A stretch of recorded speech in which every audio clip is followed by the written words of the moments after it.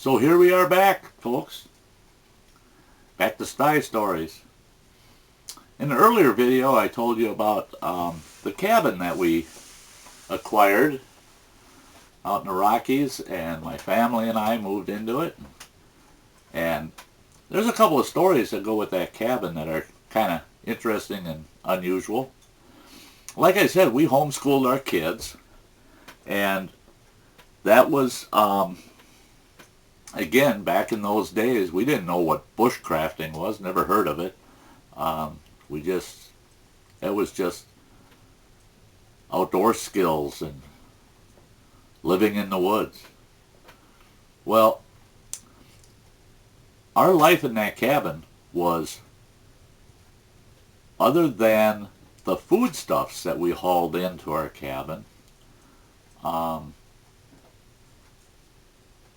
I would say was 95% primitive, or semi-primitive, I guess you could call it, because we did have a cabin and a wood stove, so that made it semi-primitive. But that old cabin, it beat heck on a tent.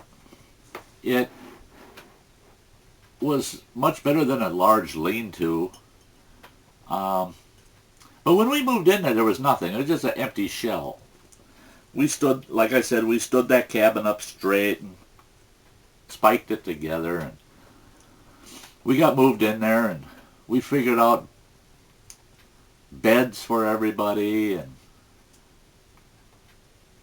and I had made a few kind of like round stump chairs for everybody to sit on, and I had a I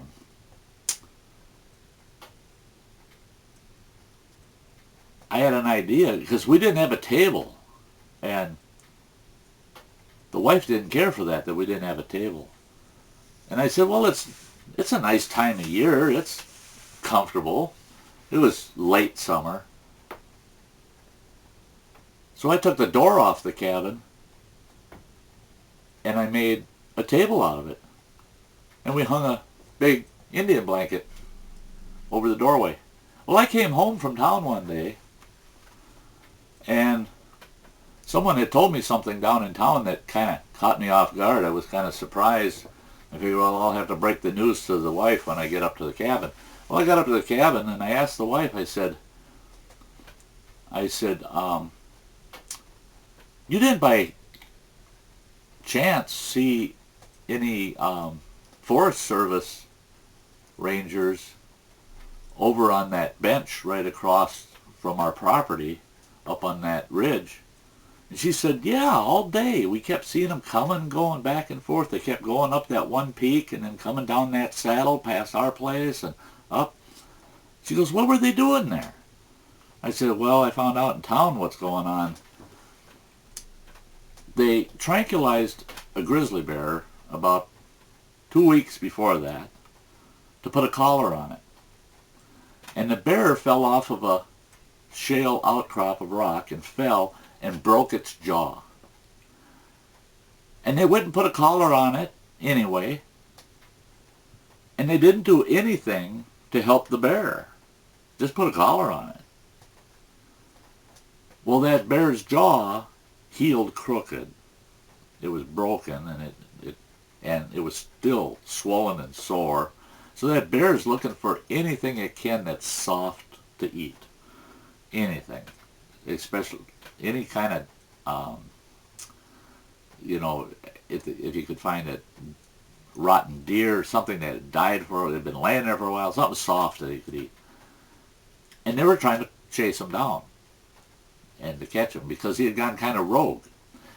And he was kind of chasing people around, I guess.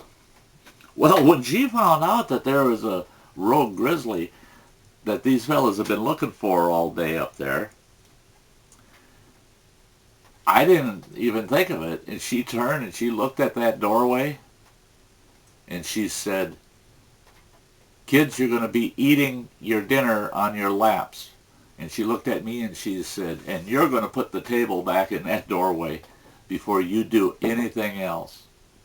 I tried to explain to her that a 600-700 pound grizzly bear isn't going to knock on that door. He's going to just come in. It doesn't matter if you got a blanket there or that plank door. If he wants to come in here, he's coming in here. And I said, that's why we have firearms here, is to defend ourselves against something like that. And she said, I don't care. She said, it doesn't matter. You are putting the table back in the doorway where it belongs as a door. So I put the door on the cabin. We didn't have a table. Then the bushcrafting skills kicked in. So I went and made myself a rack and made, basically, it's kind of like a Chippewa kitchen, if you've ever seen one of those. They have them. I'll probably do a video on Chippewa kitchens this summer. It's just a bunch of poles you cut to whatever length you want them. You make a frame and you lash them together. And I made a table the bushcraft way. So we had a nice bushcraft table after that. So that grizzly did her a favor, got her a door, and got her a nice big dining room table. I call it a dining room table. Well, that cabin was 20 by 20 feet square. It wasn't very big for 6 of us to live in. But it was amazing. Once that door was on there, she was as relaxed as can be. It was just like she was safely closed in a bank vault somewhere. She knew how to use a firearm quite well. She knew how to take care of herself and how to protect those kids. But when it came to a grizzly bear, especially a rogue wandering around the homestead somewhere, an Indian blanket in the door, no, that isn't going to work. So Sty, in that case, was forced to learn how to make a nice bushcraft table. And I think I'm going to have to build me one this spring, now that I think of it. So that was one of our adventures out at the cabin up in the backcountry. We didn't have any bear problems other than that one incident. And they did find the bear and they did tranquilize him. And unfortunately, his jaw had started to heal, and it was so off-centered and crooked he would have never been able to eat right again. So they did have to put him down, and that was a shame, because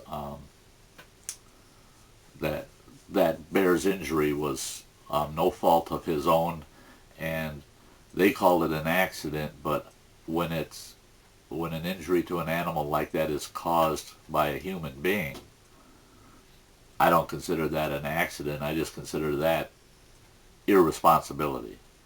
They weren't being responsible the way they handled that bear when they tranquilized it up on an outcrop of rock like that. It's very obvious the bear's going. It was at least an 80% chance that bear was going to come off the top of that rock outcropping and fall. And he fell about 40 feet. So that was a loss of a grizzly bear for absolutely no sound reason. It was a shame. It was a shame. They're beautiful animals. I like them to stay away from me. I like to see them in the distance, but they are beautiful animals. So that's the end of this story, folks. Catch me in another one. You all take care. This is Sty North, Wilderness Thriving Fundamentals. Jim and Rory always say hi. Check out our webpage. Talk to you all later. Bye-bye.